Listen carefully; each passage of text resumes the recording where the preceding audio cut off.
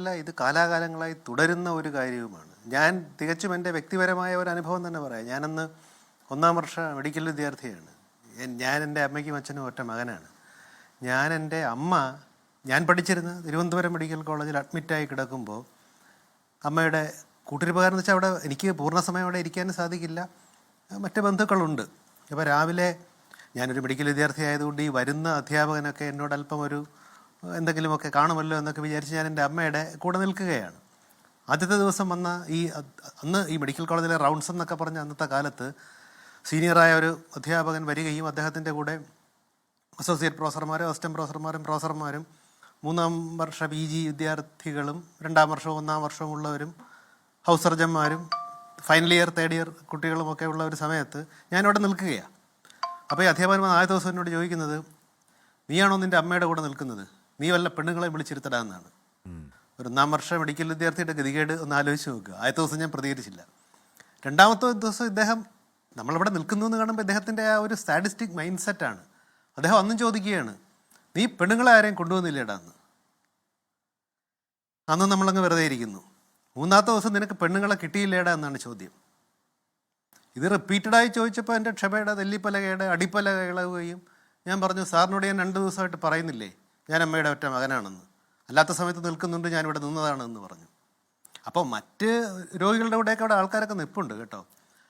ആ നിമിഷം എനിക്ക് എൻ്റെ ശരീരത്തിൻ്റെ പുറകുഭാഗത്ത് കുറച്ചധികം കൈകൾ അനുഭവപ്പെട്ടു. ആ കൈകൾ ഇപ്പോഴും എനിക്ക് എൻ്റെ ശരീരത്തിൽ തൊടുന്നതായിട്ട് എനിക്ക് തോന്നുന്നുണ്ട്.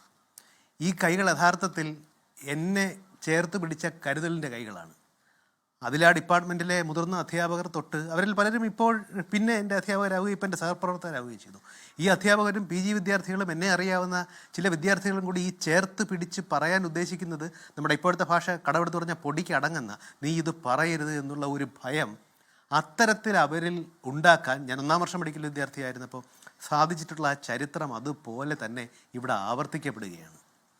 ഇത് യഥാർത്ഥത്തിൽ ഇതിന് പല പ്രശ്നങ്ങളുണ്ട്. അടിസ്ഥാന പ്രശ്നമെന്ന് പറഞ്ഞാൽ അധ്യാപന പരിശീലനം എന്ന് പറയുന്ന ഒരു കാര്യമുണ്ട്. അധ്യാപന പരിശീലനം യഥാർത്ഥത്തിൽ സ്കൂളിലും കോളേജിലും ഒക്കെ ഉള്ളവർക്ക് TTC BEd അവർ തന്നെ എന്താ ചെയ്യുന്നത് നമുക്കറിയാം. ഒരു കുട്ടിയെ ക്ലാസ്സിൽ എഴുന്നേപ്പിച്ച് നിർത്തി പുഴുത്ത പട്ടി എന്ന് വിളിക്കാതിരിക്കണം എന്നറിയണമെങ്കിൽ അധ്യാപകർ കാര്യമൊന്നുമില്ല. ബേസിക് മനുഷ്യത്വം ഉള്ളിൽ ഉണ്ടാവണം. ഇവൻ ഈ SC കോട്ടയിൽ അഡ്മിഷൻ എടുത്ത് അവിടെ പോയ ആദ്യ ദിവസം മുതൽ തുടങ്ങുകയാണ് ഇവരോടുള്ള ചുരുക്ക്. ഇവനെ കാണുമ്പോൾ ഇവന്മാർക്ക് കുരുപൊട്ടാണ്. എന്നാൽ കുരുപൊട്ടി നിന്റെ ബോഡി വീട്ടിലോട്ട് എന്താണ് പൊതിഞ്ഞു കൊണ്ടുവരും എന്ന് ഉളുപ്പില്ലാതെ പറയുകയാണ്. സ്റ്റാഫ് റൂമിൽ വിളിച്ചു നിർത്തി എല്ലാവരുടെ വട്ടം കൂടി ജാതി വറി അധിക്ഷേപിക്കുകയാണ്. ഇത് കേരളത്തിൽ നടക്കുന്നത് എന്തൊരു കഷ്ടമാണ് സിമോൻ റോയ്. അതിലേക്ക് തന്നെ അല്ല, തീർച്ചയായും അതിലേക്ക് തന്നെ ഞാൻ വരുന്നത്. അപ്പോൾ ഇത്തരത്തിലുള്ളൊരു പരിശീലനം ലഭിക്കുന്നില്ല. മെഡിക്കൽ കോളേജുകളിലോ എഞ്ചിനീയറിംഗ് കോളേജിലോ അധ്യാപന പരിശീലനത്തിന് യാതൊരു അവരുടെ അടിസ്ഥാന ഡിഗ്രി അല്ലാതെ വേറൊരു ക്വാളിഫിക്കേഷൻ ആവശ്യമില്ല. ഇപ്പോൾ പിന്നെ 1-2 പരീക്ഷകളും കൂടി എഴുതണമെന്നുണ്ട്. എന്ന് മാത്രമല്ല, ഇന്ത്യയിലെ ഇത്തരത്തിൽ വരാത്ത കുറച്ച് പേർക്ക് ഇന്ത്യയിലെ ഒരു സാമൂഹ്യ ഘടനയെക്കുറിച്ചോ എത്തരത്തിലുള്ള വിദ്യാർത്ഥികളാണ് നിങ്ങളുടെ മുന്നിൽ വന്നിരിക്കുന്നതിനോ എന്നതിനെക്കുറിച്ച് യാതൊരു ഐഡിയയും ഇല്ല. എന്ന് മാത്രമല്ല, നമ്മുടെ നാട്ടിൽ ഇപ്പോൾ കൃത്യമായി പറഞ്ഞുകൊണ്ടിരിക്കുന്ന സണ്ണിയാൻ കവിക്കാട് സാറൊക്കെ സൂചിപ്പിച്ചതുപോലെ ഒരു ജാതിയുടെ, മതത്തിൻ്റെ, സമുദായത്തിൻ്റെ, നിറത്തിൻ്റെ ഒക്കെ ഘടകങ്ങൾ അതിൻ്റെ അകത്തുണ്ട്. ഇതൊക്കെ കൃത്യമായി ഓപ്പറേറ്റ് ചെയ്യുന്നുണ്ട്. ഇവരെല്ലാവരും കൂടി നമ്മുടെ നാട്ടിൽ കാണിച്ചു വെച്ചിരിക്കുന്ന ദ്രോഹം എന്താണെന്ന് അറിയാമോ?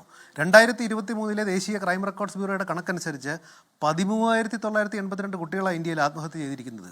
2014-നും 2025-നും ഇടയിൽ ഇന്ത്യയിലെ ഉന്നത വിദ്യാഭ്യാസ സ്ഥാപനങ്ങൾ IIT, IIM, NIT, സെൻട്രൽ യൂണിവേഴ്സിറ്റികളിൽ 150 വിദ്യാർത്ഥികളാണ് ആത്മഹത്യ ചെയ്തിരിക്കുന്നത്. കഴിഞ്ഞ ഒരു ദശാബ്ദത്തെ വെച്ച് നോക്കിക്കഴിഞ്ഞാൽ 65% കണക്കുകളാണ് കൂടുതലായി വന്നിരിക്കുന്നത്. അത് അക്കാഡമിക് പ്രഷേഴ്സ് ഉണ്ട്, പിന്നെ സാമൂഹ്യപരവും ജാതിപരവുമായ ഘടകങ്ങളുണ്ട്. പിന്നെ ഇത് യഥാർത്ഥത്തിൽ ഇത് ഇൻസ്റ്റിറ്റ്യൂഷണൽ മേർഡറാണ്, സ്ഥാപനവൽക്കരിക്കപ്പെട്ട കൊലപാതകമാണെന്ന് തന്നെ ഇത് പറയേണ്ടി വരും.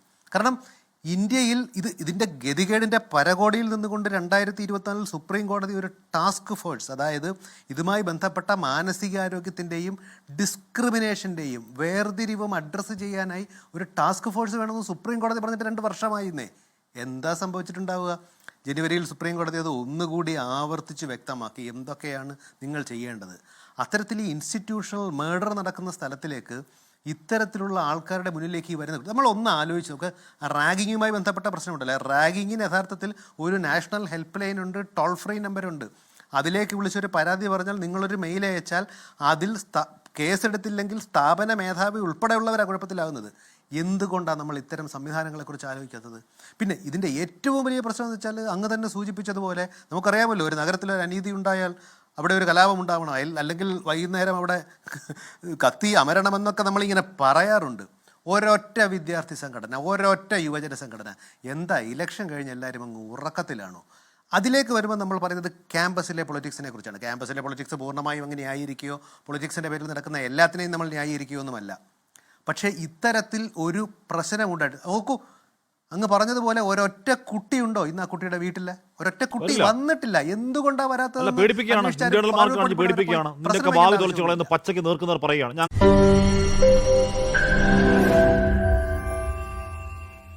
ലോകത്തെവിടെയായാലും ഏത് സമയത്തും 24 വാർത്തകളും ഓഗ്മെന്റഡ് റിയാലിറ്റി പാക്കേജുകളും എക്സ്പ്ലെയിനറുകളും വിശദമായി കാണാൻ ഞങ്ങളുടെ യൂട്യൂബ് ചാനൽ നിങ്ങൾക്ക് സബ്സ്ക്രൈബ് ചെയ്യാം.